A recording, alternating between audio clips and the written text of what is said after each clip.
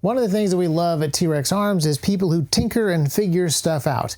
We also love the fact that you can make your own firearms. It's been legal in the United States ever since there was the United States. And despite efforts from various federal bureaus to shut that down and make that difficult, it remains a really important part of the Second Amendment. So today's guest is going to talk a little bit about homemade firearms and everything that surrounds it.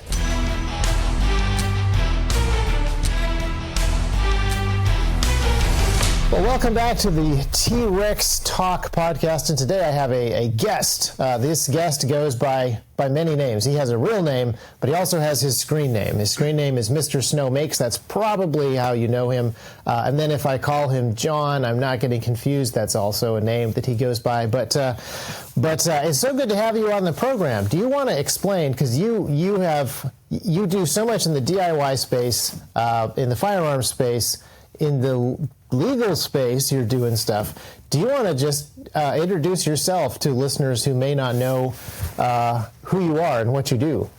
Yeah, all over the map. I've been into firearms my entire life since I was, like 5 years old. Like my very first firearm I ever shot with my father, who taught me safety and responsibilities, sitting over on the rack, which I love. To still have your very first experience with a firearm, I think is awesome. But I just kind of got into 3D printing on a whim somewhere circa 2017, 2018, bought one off of Amazon at a complete, hey, this just looks like fun. I'm always interested in learning new skills and picking up new hobbies. And at one point I bought them to make Star Wars props. I just wanted to 3D print fun movie props. And then one day, somewhere around 2020, the COVID era, I hooked up with a bunch of other like-minded individuals, and I figured out that I could take these props and make them functional.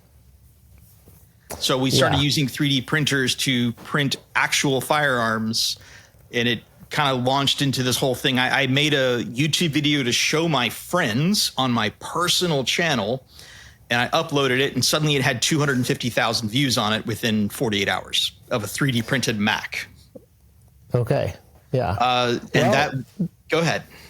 That's interesting. Now, the journey from Star Wars props to functional firearms, did it start with the Han Solo blaster, the DL-44? Because that's usually the path. Like, that is normally the trail that people go down.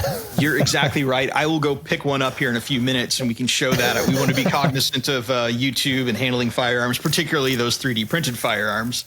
But I do have a functional DL-44-esque blaster that it's based on an AR-7 internals, so the barrel threads off, and it's phenomenal. Fun stuff. And then I've also got I think his camera froze for a moment there. I've also got like the E11 blaster from the Star Wars, based on the original Sten guns, that has Ruger 1022 internals. So 22s are a lot of fun to play with in that arena of 3D printing. That's always where I started. It's fairly low risk. I had a couple out of batteries with that 22, and no harm, no foul. It wasn't a big deal versus some of the higher caliber issues could be a real problem. Right. Yeah. Well, that's kind of, so there's two reasons that I have been shooting more 22 recently. One is cost. But the other is my kids are the age where they're fascinated by firearms, teaching them about firearms, teaching them safety. These things are all very important, but they're still small enough that 22 is a much more, it's a much safer, comfortable, non-scary thing to do. And then as you have multiple kids shooting guns, the cost thing sort of multiplies. Like the benefit continues to be on the 22 side. Absolutely. And if you are a person that happens to own suppressors like I do, I'm sure that you do as well. Oh, yeah. Suppress 22 is super fun. Magical. I love the 22 suppressed. And I love kitting out with the night vision and the thermals and going out and dealing with varmints and critters. I may or may not have a personal war against the armadillo here in the state of Florida, and probably have some vinyl decals on my truck accounting for those kills. I'm definitely an ace, let's put it that way. Okay. Regarding that. You made ace. So we have armadillos here. We have possums here. We have a lot of interesting critters who are right inside of that 22 long rifle, suppressed 22 zone. Raccoons are interesting. So I never really understood the fun of you read books and you read about people going out and hunting raccoons at night, usually with dogs, but a nighttime coon hunt. You read about these in books, Two Little Savages and things like that, and you're like, okay, I mean, this seems... But if you ever do it, if you ever chase a raccoon through the woods at night with a suppressed 22 and some low light capability, you see, you very quickly figure out, like, oh, this is what people were looking for. This is fun. There is an exhilaration rush that is built into our human nature. I mean, personally, I don't like hunting raccoons and possums. I think they serve a valuable role. All those things, and they're cute. They're cute. And they're very cute. My kids are torn between the fun of hunting an animal and also the great desire to have raccoon pets. Absolutely. Opposable thumbs. Love those little guys. Armadillos, once again, I've got no qualms with that. Coyotes or yotes, I got no issues eradicating those. Hogs, there's some animals need to be maintained in an ethical fashion. 5.7 by 28 has been a recent thing I've been getting more into recently. Oh, okay. Also, okay. It's growing on me. The cost benefit isn't there, but there are so many cool things about 5.7 right now, and cool things coming. I have wanted to be a snob and look down my nose at that round, but I can't anymore. There's too many good rounds out there, and there's too many good platforms now, and there's lots of room to experiment and to tinker with that. Yeah, it's been a lot of fun for me in that space. There was a company, Dark Mountain Arms, came out with their little backpack light bolt action 5.7 by 28 pistol that I just, once again, speaking to suppressors, I've got subsonic 5.7 by 28. I mean, like, why? Why would I do a subsonic 5.7 28? It's just super quiet. Ballistically, there's some advantages there, and it's just so much fun. Once again, I'm into nighttime, super quiet.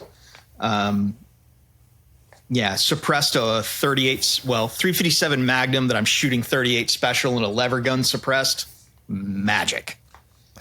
That's on my to-do list too. So we're obviously on the same page when it comes to we like Star Wars. We like 3D printing. We like suppressed 22, and we like fun guns like lever guns.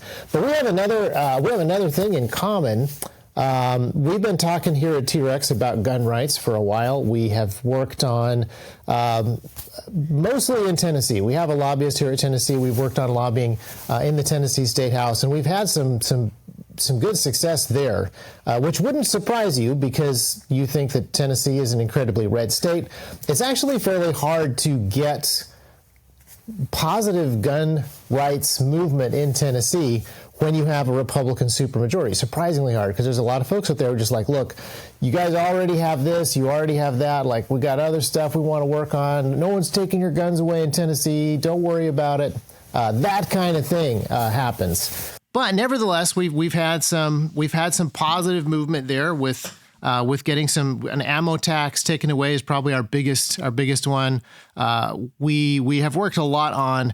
We don't really have permitless carry here. We don't really have constitutional carry here. We have permitless carry, and I'm sure you understand the difference between no infringements whatsoever and being allowed to carry without a permit with some restrictions. So we pushed very hard for constitutional carry, and we got permitless carry, and we have some cleanup to do along the way. But you've been involved in some political stuff too, more on the lawsuit side, I believe. So I was always big into the polymer 80s. That's one of the other things I got into, the DIY space of making your own firearms. And under the Biden administration, they had some interesting changes in trying to redefine the terms of what is a frame, what is a receiver. Of course, at one point you had polymer 80 where a precursor frame combined with a jig suddenly became a firearm overnight. Magically. And so Polymer 80 adapted to that. I personally went out into the world within 48 hours of that change. I had a DIY 3D printable jig to be able to finish your Polymer 80, 17, 19, 26. It was one jig that could do all three, and released that into the world. And the Gifford Group got on real fast and got very angry at the ghost gun industry for, they actually cited the ghost gun industry as creating this jig for homemade. And reality is just some guy sitting at home wanting to do these things and releasing it to the world. And I think that's one of the beautiful things of, you know, we are the industry kind of thing. It's just a group of collective people that enjoy sharing their passion and their hobby, and they're enforcing their rights. You know, a right that is not exercised is a right that is lost. Yes. And a lot of us, I mean, we can talk about both sides of this. It is the government's responsibility to not violate the Bill of Rights. Like they're supposed to not do that. That's kind of what that thing is for. But it is our responsibility to make sure that they don't, and not just assume. Like if we let this happen, it's one of those, we both failed. Both the state and the people failed if they allow these rights to be taken away. So I think that there is sometimes a little bit of confusion, like whose responsibility is it? Both. They should not do what is wrong, and then we should also stop them from doing what is wrong. Just like, say, a home invader that comes into your home. Like, whose job is it for him to stop that from happening? Well, he should not have done that. It was his responsibility to not break the law. And then it's my responsibility to protect my home.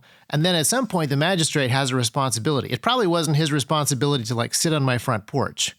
But at some point, he needs to show up and be involved in the civil process of figuring out what happened in this crime. So when we talk about the different responsibilities that people have, there are different spheres. We don't have to say it's your job to do this and it's the government's job to get away with as much as they can get away with. No, that's not the balance. What we should have is redundancy, not opposing forces here.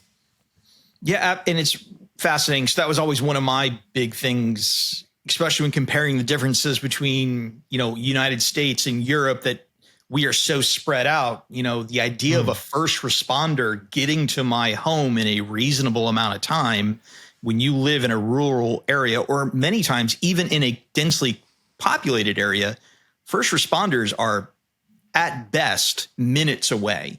And one of the lines I use a lot is, when seconds account, government assistance is minutes away. Or hours or days in the case of natural disasters. So we really need to be prepared to be our own first responders in cases of trauma training, self-defense, home maintenance, many areas. I love the chainsaw video you did recently about community outreach. Oh, thank you. Yeah. And being prepared to be that person in your community that can take charge when your community is all you got. Yeah. So you are the ghost gun industry, apparently. Apparently. That's fun. That's fun. I've always wanted to make a T-shirt regarding that. I've yet to do that, but it's on my list. Yeah. Well, it's kind of interesting because, I mean, we could just kind of nitpick, but I'll just nitpick this one thing. The left talks a lot about upholding democracy, defending democracy, but when individual unorganized people do stuff, it becomes an industry. Like it's very interesting how their collectivism, the collectivism of the left, they also like project onto other people and other, movements or other individuals. Yeah. So, I mean, I'm not a firearm industry. I don't have an FFL. All this is just a hobby for me. I mean, you can see all the reloading gun stuff. I've got hundreds of guns because I am fascinated in the passion. It is no different than a guy that decides to build an automobile in his garage. We can do these things legally, responsibly, within the lines of the law. And that's one of my favorite things to do, is color as creatively as possible within those lines to protect those rights and exercise those rights that we have, showing what's possible. So in that effort to show what's possible, one of the things that a group of my friends and I did at one point before the Vanderstock and Ghost Gun rulings is we used to race. So we'd set up ourselves on timers and say, how fast can you really, we're just having a good time. How fast can you complete a polymer 80 kit? So we lay out all of our tools, start the camera, start the clock, and we build a ghost gun and test fire one round. And many of us got down to roughly around 20 minutes. We could take a ghost gun polymer 80 kit with all the tools laid out on the bench. Somewhere around 20 minutes was kind of the mark. And that actually got me cited in the Supreme Court under the Vanderstock law. A group of, I can't remember exactly which frame, but they wrote an amicus brief that we were too good at this, that we could create a gun too fast. And so it was already a gun because it was readily convertible, and I got cited. And because of that citation in that brief, I got to work with some other attorneys that called and said, hey, let's kick back against this. And there was a specific amicus brief where I was referred to as the Tiger Woods of ghost guns. These are hilarious, and I love it. And I'm not trying to toot my own horn about it, but it is hilarious to me. That is extremely, extremely funny. Yeah. Yeah. That's so you are not only the ghost gun industry, you're also the Tiger Woods. Apparently. Okay. Well, so this is a fascinating thing. So on this discussion, which we've talked about this in videos before, but just the ATF's ability to just utterly redefine what a firearm is, what firearm parts are, the way that the law that's on the books should be interpreted internally as a bureau is unbelievable amounts of power to just and to change, not just take a new law and apply new rulings to it, but to take laws that have been on the books for decades and decades and decades and say all the precedent says that this means this. Well, a machine gun is now a completely new thing. We came up with a new definition. A receiver is now a completely new thing. We came up with a new definition. And you have on the best example of this is probably the pistol braces, where it's like there are somewhere between 10 and 40 million of these things that we have told everybody are completely fine and above board and 100% legal. Suddenly they're not. It's interesting again when we start looking like things. I think the pistol brace is a wonderful example. You don't have to create new laws when you can just reinterpret the language in the existing laws. Yeah. So that's the simplest form I have of that argument.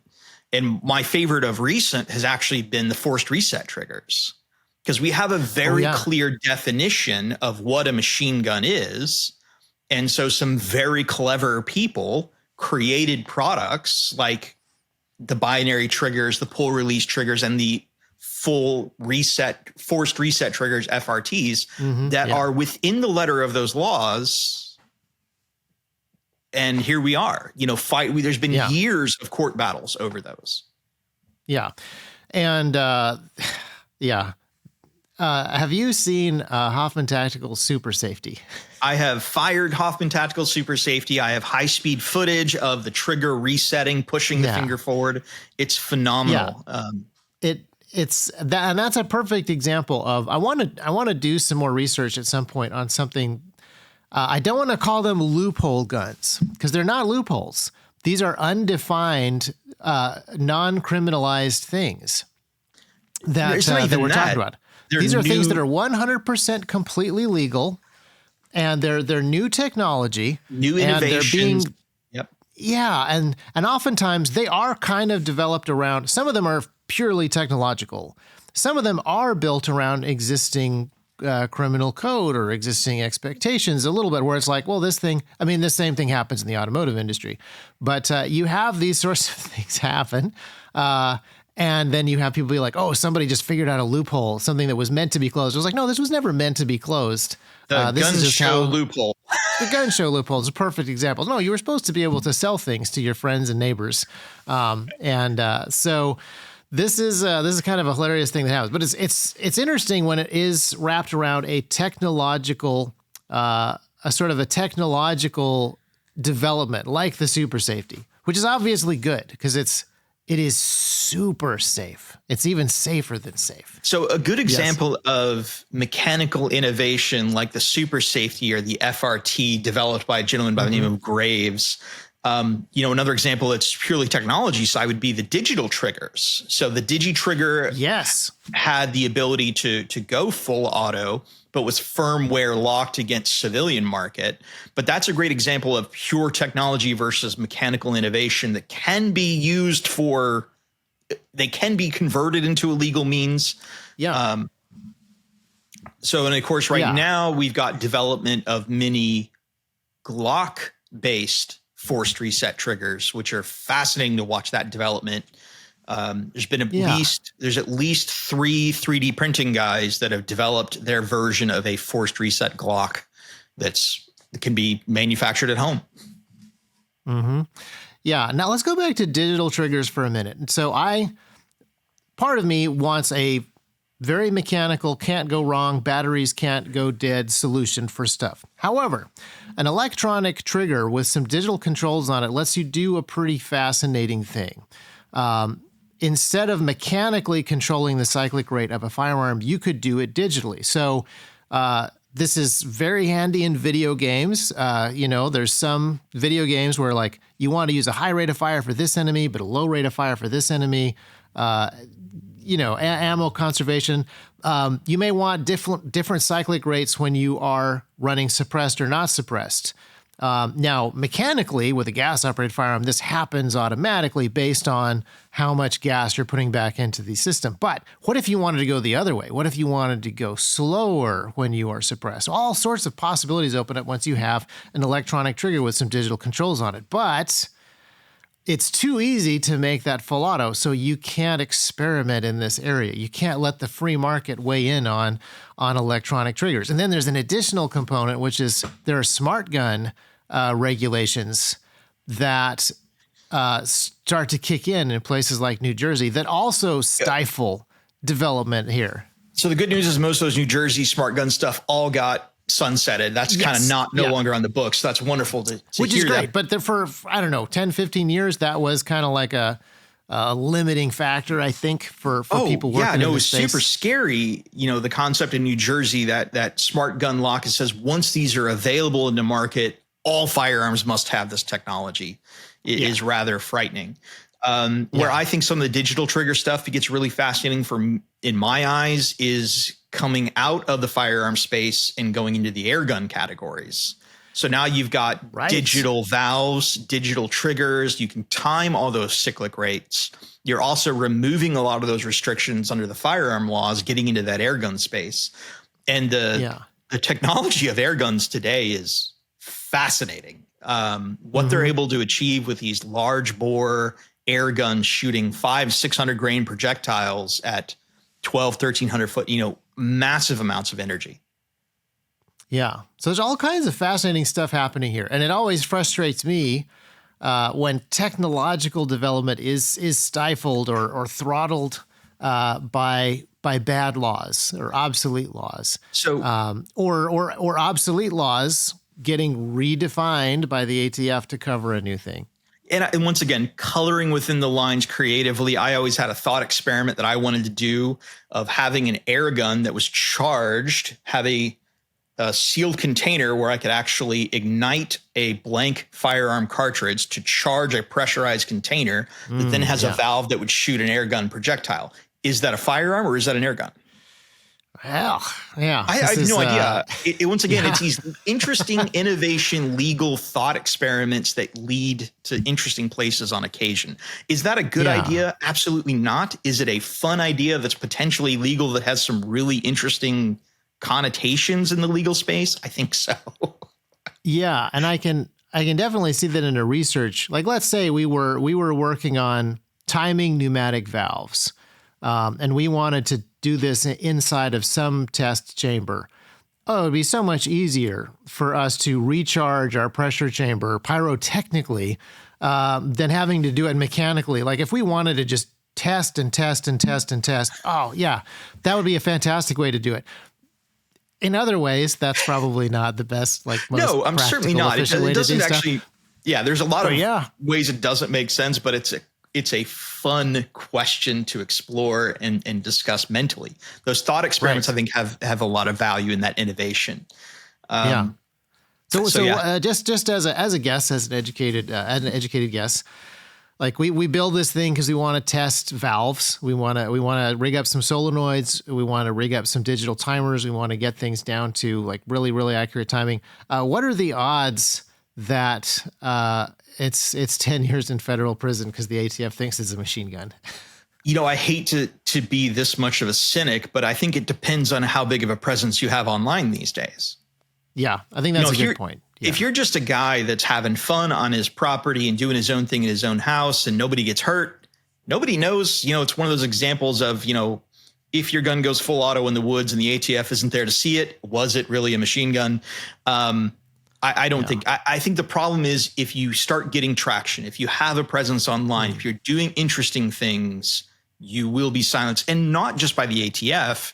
Of course, organizations like the big ones, YouTube, and those are really, when they decided to change their regulations that threading a suppressor on a firearm was instructive in building a firearm, that is the stretch of all stretches. Especially when I consider things like a suppressor in Europe, in the United Kingdom of all places, is not a controlled object.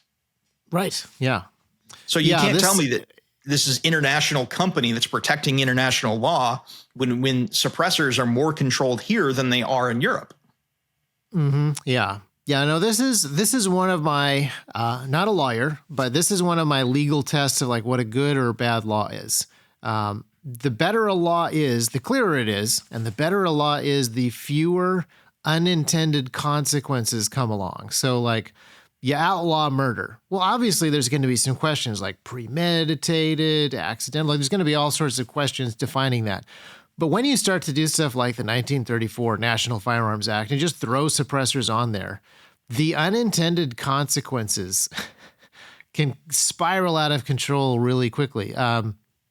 Because anything that is gas containment capable, like a fluid oil filter, now can fall into this potential suppressive capability, and then you are potentially on the hook for 10 years. It's one of my favorite stories of the ATF when they momentarily classified a 13-inch piece of shoestring as a machine gun. Right. Yeah. Yeah. There's I may have a couple of potential machine guns on my shoes right now. Yeah. I think we all do, honestly. I mean, that's one thing that's fun about firearm design and development. It is actually far easier to design a machine gun than it is to design a semi-automatic firearm. Yeah. Yeah.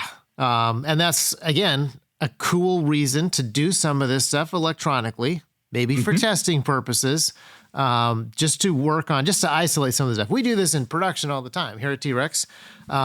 We like to isolate stuff, and a firearm is a beautiful intermeshing of all kinds of mechanical components doing stuff together. But if you really want to dial in one thing, you want to isolate it. And so operating things electronically in a testing area lets you focus on some of the other interplay, some of the other interactions. And so, yeah, the tamping down of experiments and ideas, I think, is really unfortunate, especially since firearm manufacture, we should get into this. Historically, firearm manufacture has been a thing that every American has been able to do, and lots of Americans have done it. And so gigantic, important pieces of not just weapons technology, but also manufacturing technology have come out of the firearm industry.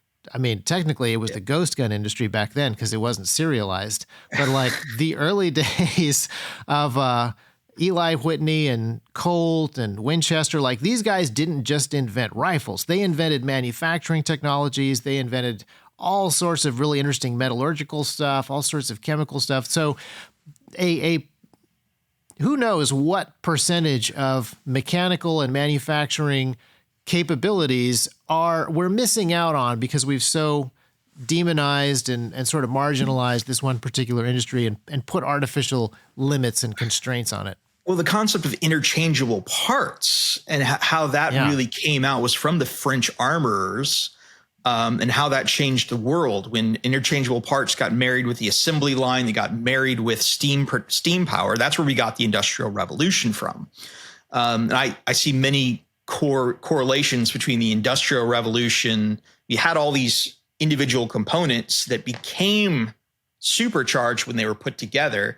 I think we're seeing a lot of those same events now with the internet. We've had the internet for many years, and people are now really learning how to use it. I make a reference often that back in the 1970s, when a housewife started their Tupperware business, their internal home market was their friends and their family and their block.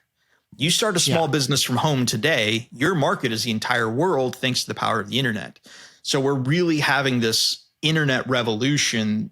And regarding firearm technology and manufacturing, 3D printing is, you want to push the boundaries of what is possible for a home 3D printer. Let's contain an explosion with these forces and the number of people that become mechanical engineer thinking, as well as, the individual plastics and learning how those components absorb recoil, shock, tensile strength, layer adhesion is a phenomenal skill to learn as an individual just playing around. Yeah. Yeah. So I would love to, in the 3D printing space, are you still a hobbyist, or have you been able to do 3D printing stuff as it pertains to your job at all?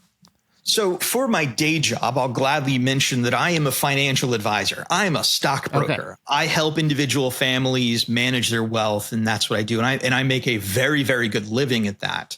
And I've always wanted to keep my hobby not my job. As soon as I start getting deadlines, I know where you're going with this. Go on. And clients and people that are calling about where their order is, whether or not I shipped it out, you can kill a hobby and make it not fun. So I love keeping my firearm side. Now, my secondary career in retirement, I've gone through gunsmith correspondence training. I've had a lot of fun. I make long range precision rifles, 1,000-yard stuff, 6mm dashers, what I'm set up to reload behind me. Love that stuff. And I could see myself making some custom rifles in the future for fun. But once again, some hobbies need to be for financial gain. Some hobbies just need to be for relaxation, mental exercise, and fun. So I'm trying very hard to keep firearms fun and 3D printing fun in my life. I did have the privilege of helping out Avidity Arms with their PD-10 release. So when they came out with the PD-10, they sent me the files and I tweaked them out to be made for FDM printing at home. And they actually released the frame for the PD-10 for free, a production gun that we tweaked and made available for anybody to download that frame, buy the parts kits, and have fun. Nice.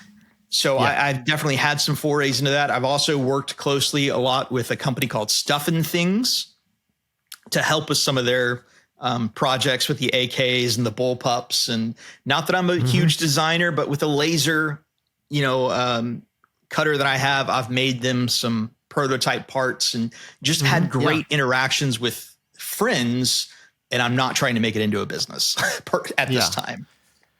So there is a thing, not to make everything the government's fault, but everything kind of is the government's fault. Like, imagine, as a financial advisor, imagine if people weren't paying the level of taxes that they were.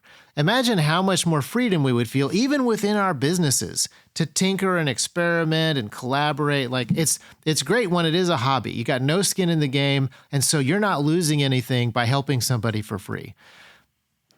Sometimes you just don't have time to have that many hobbies. But imagine if you just had like 30, 40% more margin to help people for free in your day job. How nice would that be? But yeah, the tinkering and the collaborative stuff, that's one of the things that I think has been a huge benefit to Silicon Valley. There's fierce competition out there in a lot of the products, but there's actually a huge amount of collaboration and open sourcing and publishing of research that gives that tech space I think it gives it a huge advantage over stuff that is completely locked inside of corporate development a lot of times. And so what you see is people in the tech space, in these Silicon Valley companies, particularly in the past, I think this may be going away a little bit now, but they're focused on their product. But if they invent a better way to do databases, they blow that out there. They invent a better way to make servers. They invent a new way to power stuff inside of these big data centers. Like Facebook published tons of white papers and open source tons of stuff, even as they were building ridiculously tightly controlled stuff inside of their ridiculously tightly controlled network with their ridiculously controlling algorithms. So I think that it is great that there is starting to be more of that in the gun space. And I think that it is hobbyists and tinkerers and experimenters that are opening that up to where companies that their bottom line obviously is very important to them because it's how they pay their people and it's how they get their raw materials and it's how they make the stuff. It does feel like there's a little bit more flexibility and a little bit more collaboration going on in the gun world, in the firearm industry. And that's really neat to see. I hope that you're seeing that too. Yeah, I think there's been a great culture of that, of sharing these files freely and available. There's all kinds of places out there for the sake of YouTube and the algorithm. You may want to edit this part out, but you've got the catalog.com out there sharing these files on Odyssey that's kind of removed and those issues. And you've got their counterpart, places like DefCAD that have subscription-based services you have to pay to get into. And there's a lot of really fascinating laws that surround that, not only from a patent, question of how many of us are out here violating patents right and left, and patents are brutal. You do not need to have a commercial infringement to be in violation of a patent and have somebody come down on you really hard. That's one thing that I kind of really like about Elon Musk, is he says patents are for the weak. And, his philosophy that leads to that community innovation in his belief system says, hey, if we're all in a boat that is sinking and I design a better bucket, it is criminal almost for me to restrict access to that for everybody. And that's kind of that philosophy. So lots of issues in the firearm space in particular with the laws surrounding the land that, if we can get into that, if you want to get into the import-export regulations through the Bureau of Industry and Security about gun files online is super sketchy. Yeah. And I do think that there's a couple ways in which the gun industry, like we can complain all day about annoying people in the gun industry. Like you probably just thought of half a dozen. But one of the things, unbidden, they just popped into your mind suddenly. But I do think that the gun industry has a blessing that looks like a curse. It's disguised as a curse. There's so much regulation on the gun industry and so many unfair disadvantages on the gun industry that have nevertheless, I think, helped us to stay. I think that's been a nice anchor. The gun industry in general has remained more conservative than certain other like manufacturing industries. It has kept us doing a lot of stuff in-house. We haven't outsourced everything to China because we just haven't been able to. And feeling that boot on us, I think, has kept us a little more prioritized on certain things. Like we don't have the ability to just completely ignore the legal and the political in the same way that other industries maybe have. That's also small enough. Small enough is being small is also looked down upon, but it's also let us escape certain things. Like there isn't a gigantic gunsmiths union that donates heavily to the Democrats that utterly controls the three big gun makers the way that it happens in the automotive space. So we have some significant disadvantages, like if you just want to pit us against other sectors of the economy. But those, I think, have really been good kind of guardrails or reminders. So when I talk to gun industry people, there are those six jerks out there. You're talking to one of them right now, but there are also people who we're very much on the same page about a lot of stuff that other people, even in manufacturing, other people, even in defense, other people, even in some of these areas of overlap, just have, I think, maybe blind spots in certain areas, and there's just less shared worldview, maybe. Anyway, it's kind of interesting. Well, and I think there's an interesting component to that as well, that the gun industry as a whole is almost uniquely American. When we look at the idea of per capita, firearms in the U.S. population versus the rest of the world, there's some blessings and curses that go along with that too. That we have the idea of a land invasion in the United States is pretty scary ordeal for a foreign invader, given just the sheer volume of everywhere you go, you are typically going to be encountering a capable resistance, which is fascinating. And the way that other countries have diminished that becomes really obvious. Like think about big American firearm companies that used to be European companies, like Sig Sauer Germany almost doesn't exist anymore, and Sig USA is huge. Heckler and Koch just opened up Heckler and Koch, H&K USA.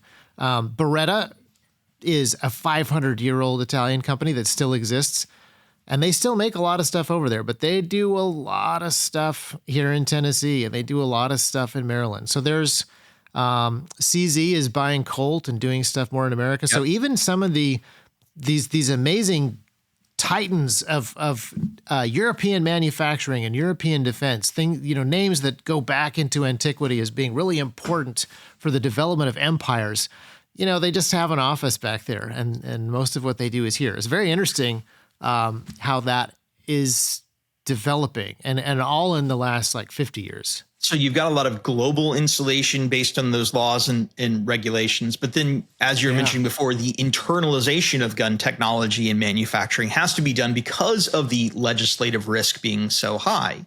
A great example of that off the top of my head would be Polymer 80 doesn't exist because of the lawsuits. Yeah. Yeah. They got litigated out of existence. Yeah. Among other reasons. Yeah. So I don't want to say that it's okay to have bad laws because the artificial constraints force efficiency in this tiny group of really stubborn people. But that's a good point. Yeah. Well, I do have a couple of those 3D printed firearms. We want to cut it for the YouTube section to note to your editor here, and we can show those on screen if you like. We sure can. Yeah. So you mentioned the DL44. So here is the DL44 that is all AR7 components. Oh, that's nice. Yeah. So there's your AR7. So it gets you that really, really thin DL44 classic broom handle. Yeah. Yeah. I think one interesting thing from the 3D printing side, and once again, being that AR7, is I was able to create my own barrel. Okay. What did you use? So 22 LR, 9mm, you can buy barrel liners that are just rifled metal sleeves. And I just epoxied it into a 3D printed barrel. Yeah.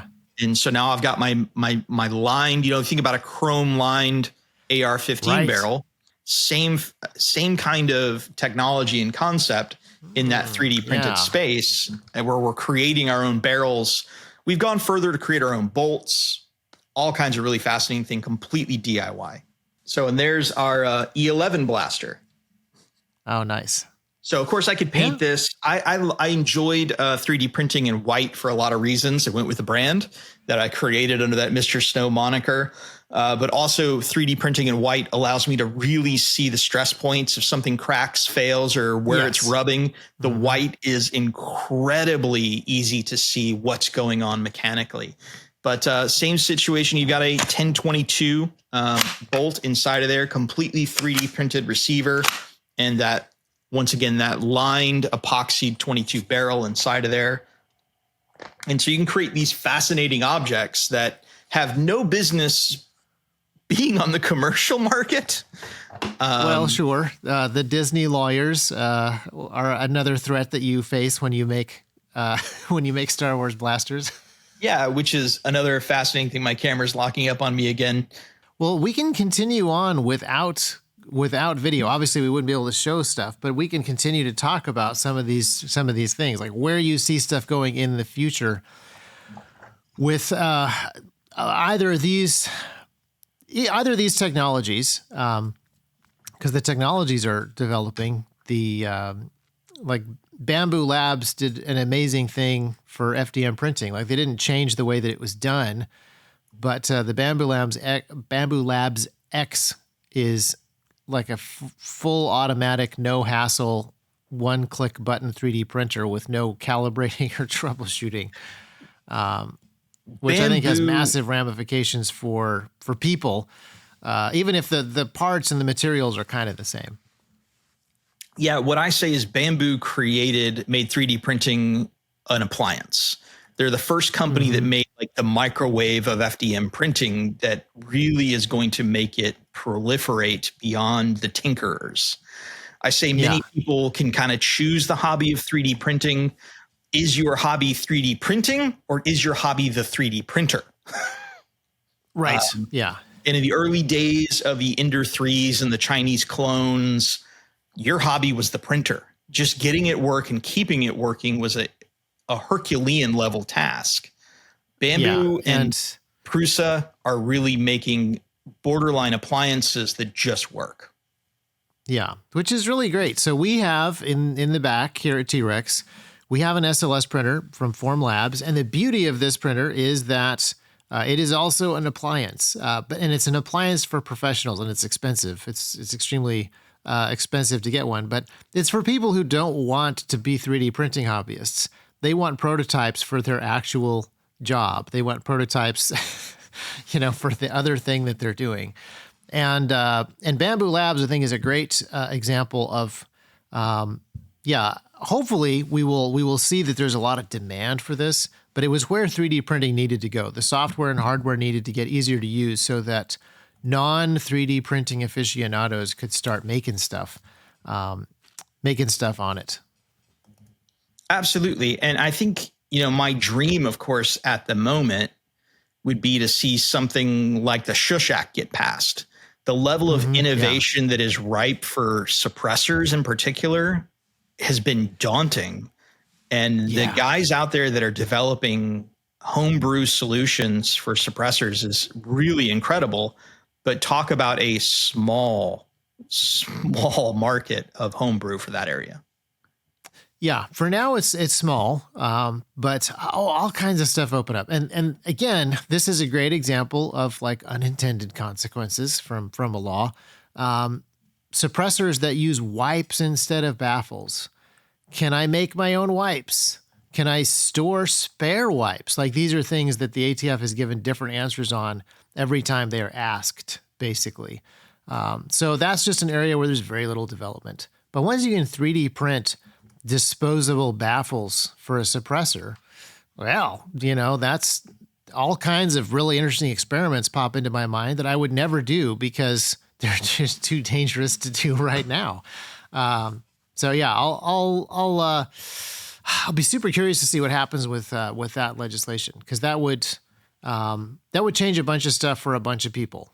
Pre-existing suppressor companies for sure, but I think it would change stuff for hobbyists immensely. Stuff that we've never thought about because we just never even gave any mental space to it. We would start to tinker with. Yeah, at one time in the 3D printing space, I had a dumb idea. Once again, I love playing in dumb idea space because I think it's entertaining as a hobbyist. Yeah.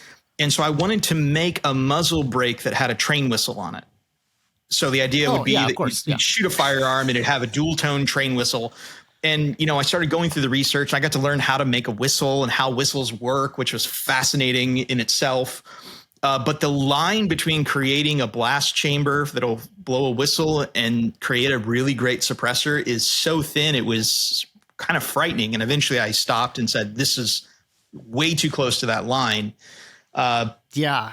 And the way that the ATF might have interpreted, like technically we're making the thing louder. Technically this is more decibels. It's like, well, you changed it enough. You altered the tone enough. My intent was to make something that would be fun and interesting. Of course, it would never work for lots of reasons. Technically, I could get into of blast versus flow.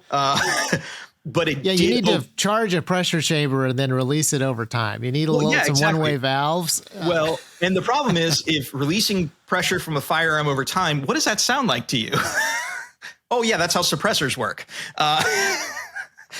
So, yeah, the only way I could really ever make it work in my head and all the modeling I did was I'd have to create a suppressor. And I'm not going to pay my $200 tax and go through a Form 1 process for this stupid thing that would be really funny. But, should the Shush Act pass or any of those deregulation acts of suppressors, that would open up some innovation. Some would be fun.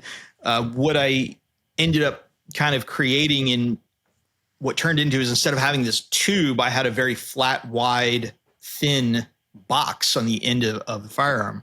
And it would really be interesting to have a suppressor of that form factor that wasn't just the same old tube. Right. Yeah. Yeah. But it's really hard to play in that space without having a knock on your door. Yes. Yeah. And, the other thing that happens, let's say they become deregulated. Even if no new, amazing, groundbreaking technology appears, just the fact that it's easier to work in that space is great. So I think it's KSG has a square suppressor that clips onto the bottom rail of a pistol, but they're only going to make that for a certain number of pistols because the height of the bore over the rail is different for everything. So they're only going to do this for a few things, but if that ends up being a cool idea, which I'm not 100% convinced of, and it's easier to make these things without getting in trouble, all sorts of options open up in the aftermarket space for people to just want to, monetize their metal printing 3D printer without jumping through a bunch of hoops. I've talked to a ton at manufacturing conferences. I've talked to a ton of prototyping and fabrication companies that have really expensive printers. They make stuff for aerospace, they make stuff for medical, but they can't, they're too afraid of doing the paperwork, even to make stuff for defense contractors doing gun stuff. It's just too risky, it's too dangerous, it's too much extra liability, and it's too much extra paperwork. So even if that just goes away, you'll have these little manufacturing shops that do job work for people starting to make suppressors. They'll just have an additional economic activity that they can engage in. So I think the Shush Act would be huge. That deregulation can increase business opportunities? That's a wild concept. It just came to me, but I think maybe possibly we could try it. Yeah. Yeah. So that's just one area where this one act that does almost nothing to change a 91-year-old law with an unbelievable amount of unintended consequences that have cropped up over the last century. Just one area where that might help. Yeah. Yeah. I think one of the funny consequences of the 1934 law is that all smoothbore pistols are AOWs. That's a fascinating component to that when the original 1934 NFA Act was passed, one of their goals was they actually wanted to eliminate pistols entirely, but they figured out they wouldn't be able to get that one through. But some of the holdovers from that was like that smooth bore pistols are AOWs. Some fascinating stuff within there that are fun lines to dance. Now as a DIY guy that, I am required to have a rifled barrel. I can't just take a brake liner or some other hollow tube and create something. Right. Which led to some interesting innovation in the 3D printed space where we developed our own ECM process to rifle our own barrels. Which is very cool. And it's a little bit of a pain, but it's a very awesome thing. And it reminds me, there's other processes like this in the manufacturing space that exist only in the super high end, like when you're making helicopter turbine blades. And there are guys who make disposable tooling that's going to work on one part and one part only. And it works because it's, helicopter turbines. But the 3D printer guys who are doing the electrochemical machining, like they're doing this at a bit more basic level, but they're doing this. And it's another thing that needs to be explored because it has all sorts of ramifications. Yeah, it was Jeff Rodriguez is the one that kind of really pioneered that ECM for the home built market and made that process. And I would say a gentleman by the name of Ivan the Troll kind of wrote the guide to make it more approachable for everybody. I think he did a wonderful job of writing that very clear instructions and trying to proliferate these ideas to everybody. That was one fascinating thing I saw at SHOT Show was a precision rifle maker that was looking to do ECM barrels for the commercial market. Okay. So I've got their contact information somewhere that's not on the market yet, but I am, I got super excited as a precision guy. And then I started asking them about progressive rifling.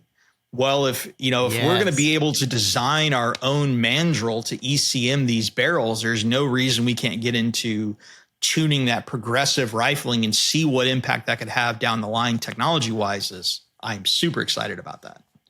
Yeah, and there's a thing that I've always wanted to do, probably a terrible idea. But in addition to progressive rifling, where you start out and you twist as the barrel accelerates, the other thing you could do is you could start out with fewer lands than you end up with down there. You can't cut this with a button, like you can't.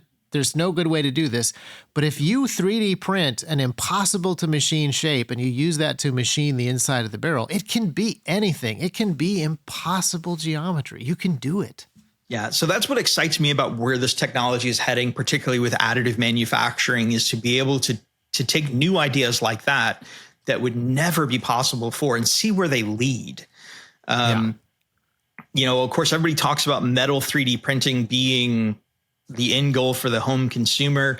Maybe, maybe not. I think FDM is going to be here forever, but I think the material sciences are coming so far and so fast. Some of the polymers we're seeing today, there's a company that makes a polymer called Tolomer that is almost like FDM printing Kevlar. It's amazing, but it's incredibly expensive. 500 grams of it is about $300. Interesting. Is that Tallman doing that, or it is not? Forgive me, I don't remember. I do actually have a roll of it that I haven't had the time to play with. Wild Arms and I are looking to make some black powder rocket projectiles with this material in our spare time. Yeah. As one does, any good, any freedom loving America exercising their ability to make rocket launchers at home through a legal process called the Form 1. We're having fun. Yeah. I mean, it's very patriotic and Revolutionary War stuff. Like black powder rockets are a part of how this nation was formed and how we won our independence to begin with. So I think it's not only acceptable, but it's really nice to get back to that. Listen, I mean, there's all kinds of crazy propellants that don't make sense with traditional nozzle geometry. But again, with 3D printing, you can make impossible geometry, and now you can do new stuff. And the largest distributor of firearm files in the nation is the U.S. Government Patent Office. I absolutely adore going through old patents and figuring out how things were once made regarding rockets, regarding firearm geometries. All of it is out there available for us. So what's next? We've talked about a whole bunch of possibilities, all sorts of things that need tinkering. In order for there to be enough tinkerers to really throw at this problem, there should be some deregulation, some relaxing of stuff. And I think that we're very likely to see that happen at some level with new management at the ATF, new administration. I think that there are going to be some loosenings of existing policies like the zero tolerance policy. But a lot of it really does come down to the legislative stuff. Yeah, once again, I don't want to get too deep into the weeds, but I think a lot of that actually falls under the Department of Commerce currently in the import-export regulations. So for those that don't know, a lot of the former parts of ITAR got transferred from the Department of State to the Department of Commerce in that import-export regulations. And there's some real problems there that we're trying to navigate and figure out. And it's an interesting concept of whether or not a firearm file placed on the open internet is an export that could potentially help future enemies. Right. Yeah. Oh, it's really difficult to navigate those waters from a regulation standpoint in the DIY firearm design in space. We're still trying to figure that out. Yeah. Yeah, and it's not just hard for the the ghost gun industry to work around. This is hard for big companies. So I was talking to a couple of giant companies at SHOT Show who recently became one giant multinational company. And you would think that this would be an issue that they could resolve because they already have contracts with these governments, you know. They are directly selling to the governments as independent companies. And now they're basically starting from scratch, despite keeping the same name, keeping the same contracts, keeping all that stuff. Like the mess that they have to walk through. They have to have the written out export license from that Department of Commerce, Bureau of Industry and Security, to be able to even share some of those CAD drawings across the ocean. Becomes really, really contentious issues there. Yeah. So if it's an issue for them, it's obviously going to be an issue for the hobbyists. So I don't know that it is. We live in a post-internet world. We got to tinker with stuff a little bit. It's so complex of an issue. I don't think that the common man even understands what the dangers are. You know, that's one of my biggest issues with ATF and really the entire U.S. legal system. That's Warren Buffett's partner, Charlie Munger, famously said, if you have a police officer on following you for 500 miles, you're going to get a ticket eventually. You know, the idea is that our legal system is so complex and overburdened with regulations that all of us at one time or another have probably had an infraction unintentionally. And, you know, the brace laws, the binary trigger, Florida has a really super unique law. We have a bump stock ban in Florida. And how Florida defines a bump stock is anything that simulates full auto fire. So binary triggers fall under that. Even technically, if you, depending on how you want to interpret the law, a lighter weight trigger could potentially actually be a violation of the Florida bump stock law because it increases the rate of fire. Yeah. Interesting. Yeah. Again, unintended consequences. From really bad your ratio of intended consequences to unintended consequences should be a meter that we could use to define the goodness of a law. Yeah. Well, yeah, Florida is interesting. Yeah, Florida, Tennessee, Texas, you would assume that these are like the hardcore, reddest, most gun-friendly states. And because there is that presumption, you are kind of fighting against the tide a little bit, even internally, where you bring a gun bill to the Tennessee State House sometimes can improve freedoms for Tennesseans. And very Republican dudes are like, listen, son, are you saying there's something wrong with our great and wonderful Republican issued Tennessee gun laws? Come on now. We're not California. No, you're not. And you're doing great. Yeah. Can we do better? And I think it's just that constant fight of recovering. That's an improvement. Recovering rights. And I really appreciate your viewpoint of it being a two-way conversation, that citizens need to be involved in these politics to protect what we have and remind our government of what we're here to really do. And likewise, you know, I don't know that I want violent felons having access to firearms freely. I understand a government position of protection on that. I don't know that I would, I'll say a brave thing here on a gun podcast, that I don't know that I'm necessarily a two-way absolutist that everybody should have a rocket launcher. I want that to be true in my heart of hearts. But when I really stop and think about it, I don't want somebody with diminished mental capacity having a rocket launcher. I mean, that's just an honest statement there. Yeah. So there does need to be. I say kind of a terrifying thing all the time because I know that it's going to get quoted out of context. But fair. I think that there needs to be very tight gun control, but the federal government and even the state governments don't always have to be the ones doing it. So like my shorter production assistant that you saw me wandering around can tell you, we have very tight gun control at my house.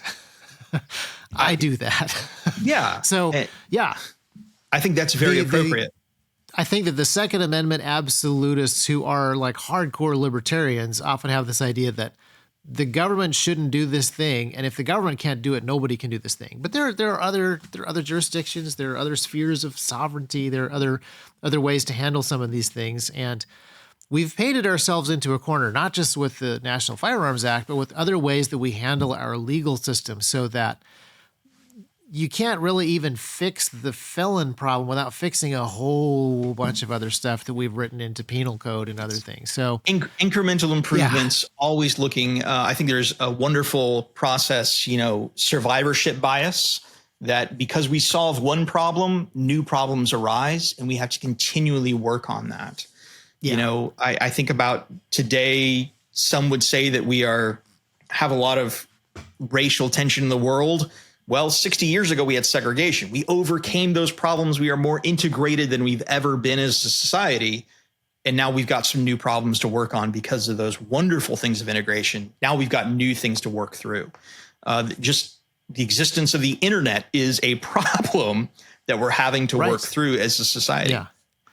Yeah. Well, I mean, even just going back to the import-export restrictions, like it never used to be an issue that those laws were written poorly because I never had friends in Australia that I wanted to email stuff to. Like that wasn't a thing before. So the issue with the way that the law was written never appeared until it was like, T-Rex could theoretically have a Thailand office now because we would just Zoom with the people in Thailand. Oh, but now we can't share any of our files. Like that never appeared until very, very recently. I was alive when that happened. You were alive when that changed. Yeah. So it is constantly solving problems that crop up. And I think about it when I travel overseas now, and I've got my cell phone with me that arguably has access to these files, or that I've emailed myself, or that I've managed on private servers, and pictures of your Star Wars blasters. Yeah, if I travel into Canada and I've got a firearm file on my phone, am I in breach of their law? I think so. New Jersey has some atrocious laws regarding firearm files. I tell my wife all the time, I'm not allowed to go to New Jersey. We're just going to take that one, which is no loss to me. But but it's an interesting thing that just crossing some of these borders changes the dynamics of what is freedom in those small scales. Yeah.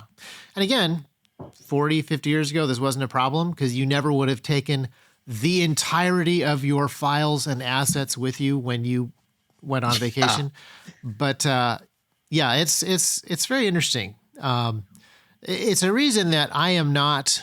I'm very much an originalist when it comes to the Constitution, but I'm not 100% originalist because there are circumstances that have changed. The Fourth Amendment, I think, is a great basis, and we should absolutely stick to it. But we're going to have to think about our files and assets a little bit differently. Like I forget the name of the ruling now, but basically the way that email works is if you leave your email on a server, it counts as abandoned mail and it's okay if it's read. Because the previous ways of thinking about stuff is like a post office box.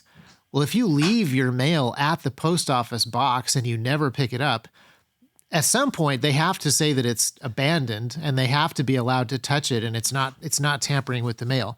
And for the first 10, 15 years of email, that's how email worked. You didn't store stuff on a server. You would download the email because you only had 5 megabytes, maybe, of server space. So you had to dial in, physically check your mail, physically download it off the server. Gmail and Yahoo and all these other different webmails.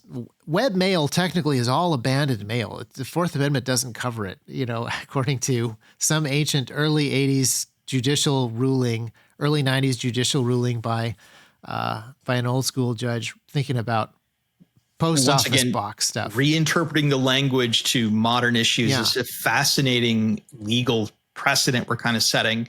I've really enjoyed, once again, I think we've had so many wins in the Supreme Court recently. Yes. With Bruin. I'm hugely grateful. Yeah.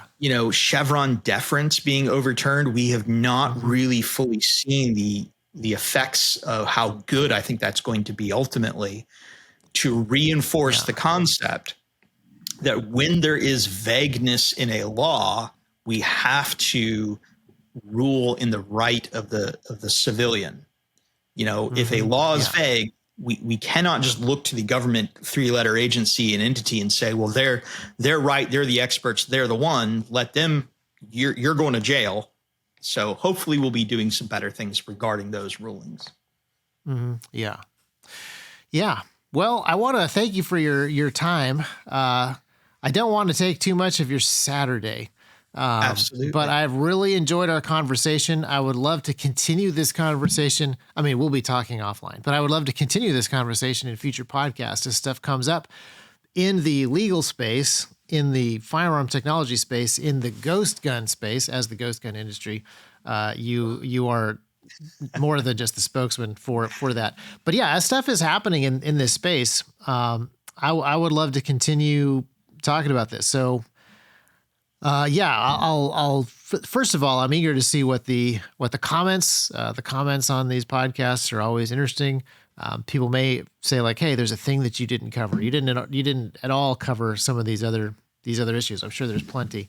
Would love to come back. I'm just eager to see over the next few years. Over the next year, we should see some pretty big shakeups continuing to happen in FBI and ATF levels. I can't imagine that things are just going to truck along with no fundamental changes. Well, having the FBI director and the head of the ATF be the same person is kind of a scary.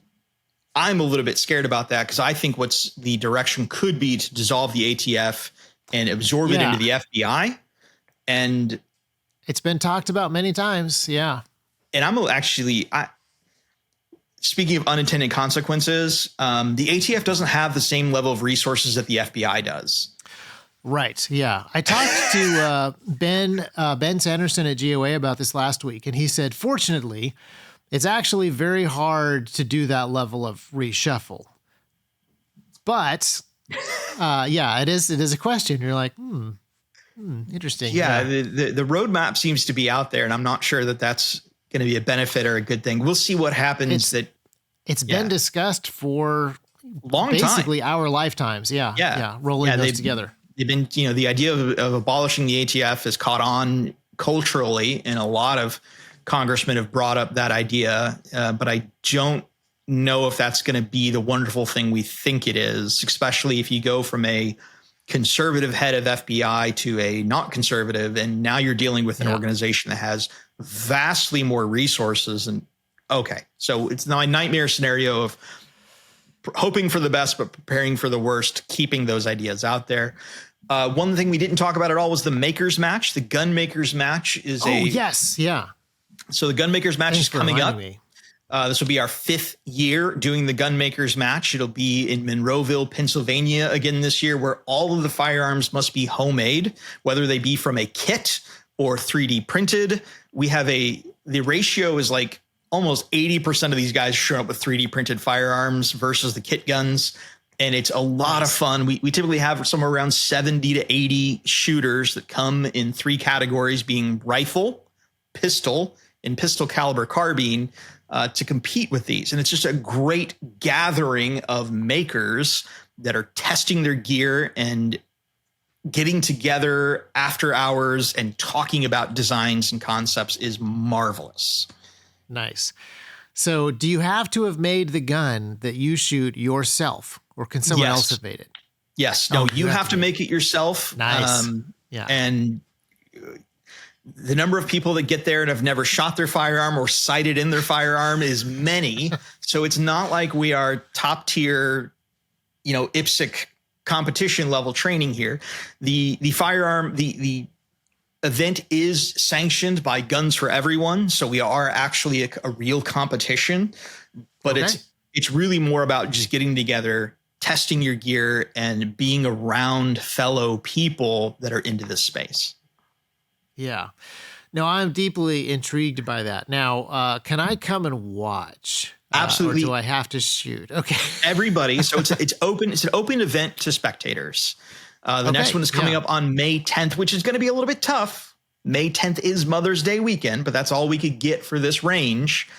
Yeah. So, make your apologies now, folks. And which range is it? It's got a bit of a name, something like Pitcairn Sportsman's Club in Monroeville, Pennsylvania, just outside of Pittsburgh. Okay. Very good. Well, it's coming up fast. I'm deeply intrigued. because to be perfectly honest, the people that show up at this match are going to be they're going to be my people. They're going to be the intersection of all of my Venn diagram. Yes. That's who's going to be at this match. Yeah. So, to be unpolitically correct, it is absolutely a case of weaponized autism. It's fantastic. Yeah. Yeah. Well, my assumption is also that if people have listened to this far in the podcast, this is their event. These are their people too. So Saturday is the competition day. They're on the 10th, where anybody can come and hang out.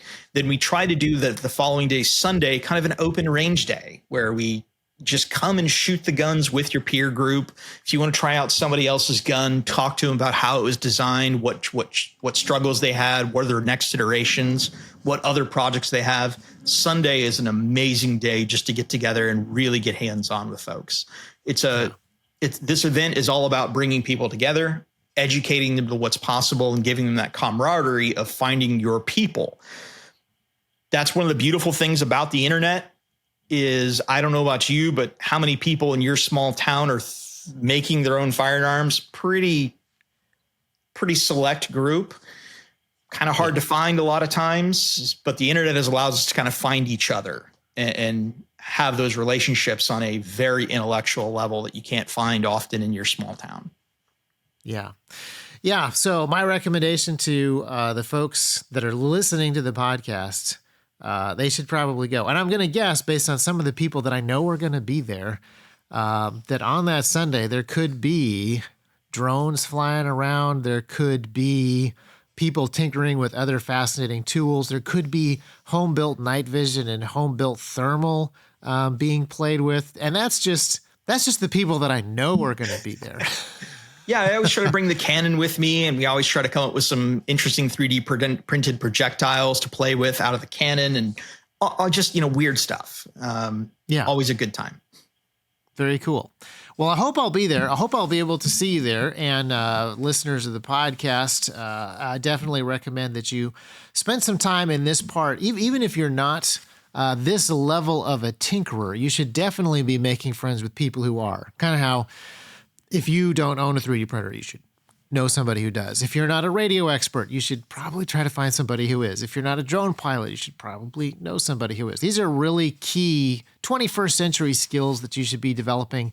And the best way to develop skills is through your community, within your community. So even if you're going to meet people up near Philly who are not physically close to you, they're part of the larger community. You will you're going to want to spend some time with people who are a little bit outside of your local group, because I live in a small town. I'm pretty sure I know all the gun builders and all the drone builders in our small town, but I haven't met all the ham radio guys. So that is still on my to-do list, is to do a little bit more in the ham radio space here. What a culture that is.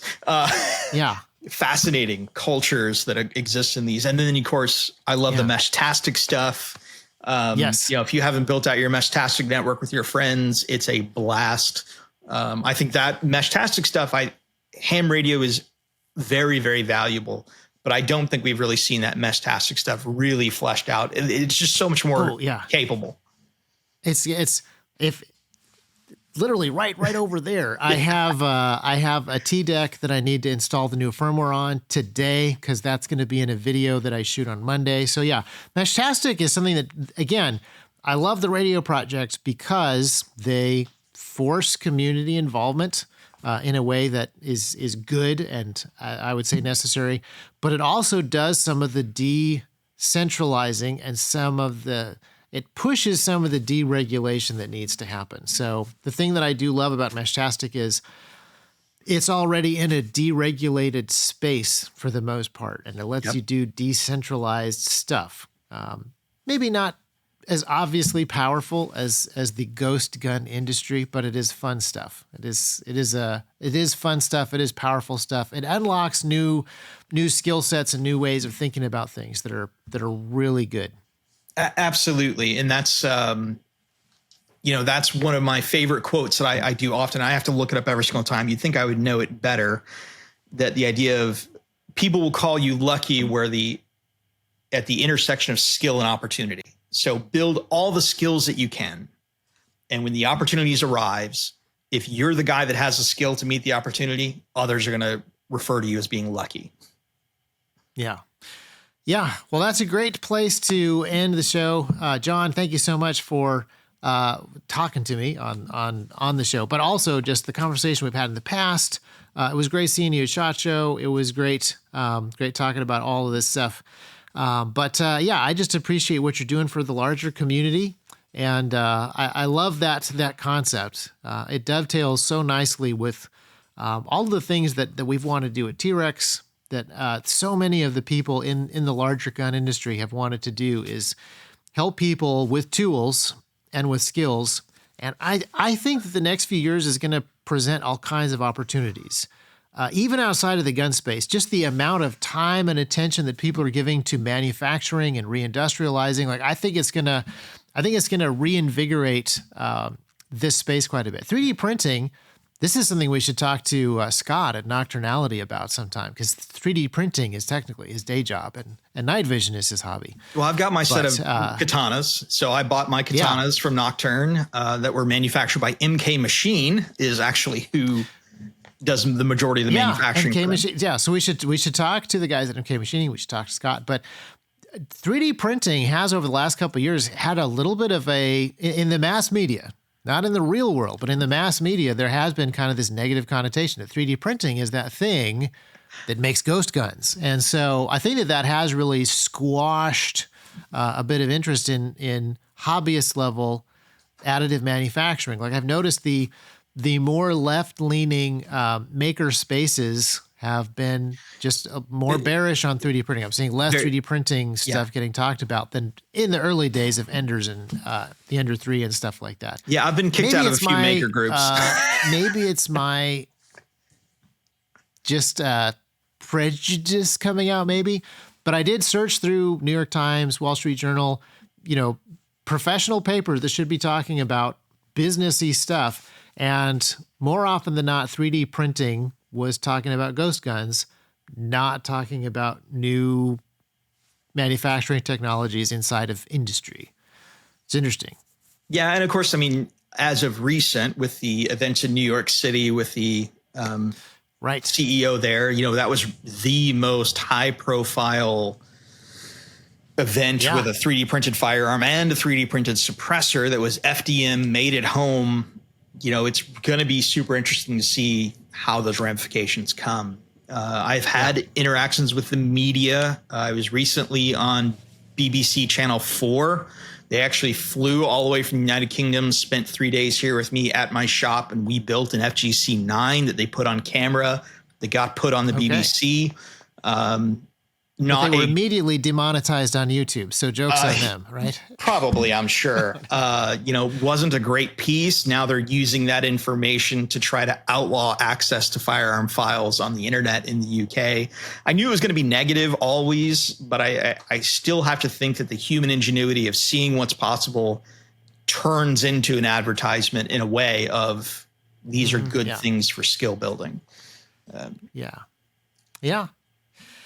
Well, it'll be interesting to see what happens, because, again, there's all sorts of stuff going on. And in Europe right now, there are these two very competing ideas where they're dealing with crime and they're talking about massive crackdowns. But at the same time, Ukraine, Russia is a hot point, and everybody in Europe that would like to sort of, make a gesture about Donald Trump is like, our people will stand up and fight the Russians. It's like, well, you just took away their butter knives. Ukraine started handing out machine guns pretty fast, which is was needed. Yeah. These two incompatible ideas are currently the big talking points in Europe. And so hopefully people will notice how incompatible they are. And there's kind of the famous conversation starter. The famous Ben Franklin quote that, those who would give up security, liberty in exchange for security will end up losing both of them. That's a bit of a paraphrase, but I think we have to understand that freedom in itself has dangerous components, and we're going to have to self-regulate a lot of that. And once again, the U.S. is uniquely geographically, and we are one of the few places globally that still has large land predators that can kill us. as individuals and civilians. It's true. Yeah. You go to Spain, I can't think of a lot of large land predators in Spain that have a real threat against their civilian population. Whereas if I go out for a walk at night through a pond, I'm going to find a 15-foot alligator that could eat me for lunch if they wanted to. And Florida panthers are still a thing. I mean, we got stuff that'll eat us. Yeah. The real world is harder to get away from here in some ways. I mean, going back to the chainsaw video, like, it's very easy to believe that you live in a world that is fully modern, completely industrialized, mechanized, and there's no threats anymore. But you don't have to get too far away to realize, like, oh no, there's situations that are totally outside of the control of the system. This is going to happen. That's going to happen. Trees are going to blow over. Alligators are going to bite you. Like you still have personal responsibility. It's inescapable. Having a supply of food and water for at least a month, I think you're foolish if you haven't taken a Stop the Bleed class and have a basic of trauma prevention. I think you're foolish if you don't have a couple weeks worth of food. I recently bought a freeze dryer and have been playing with that for long-term food storage. And it's been a lot of interesting and fun stuff that I've enjoyed with that. There's an idea that rural communities stay more conservative because the liberals go to population dense centers to do their brainwashing.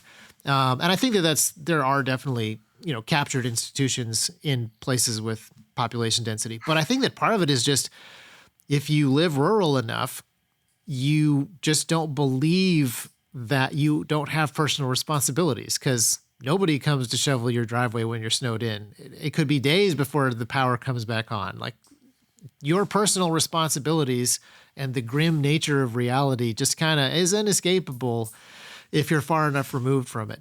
I think that's another aspect. I've been 3 weeks without power after a hurricane. These issues have happened, and I've learned through some of those things and how important it is to be prepared.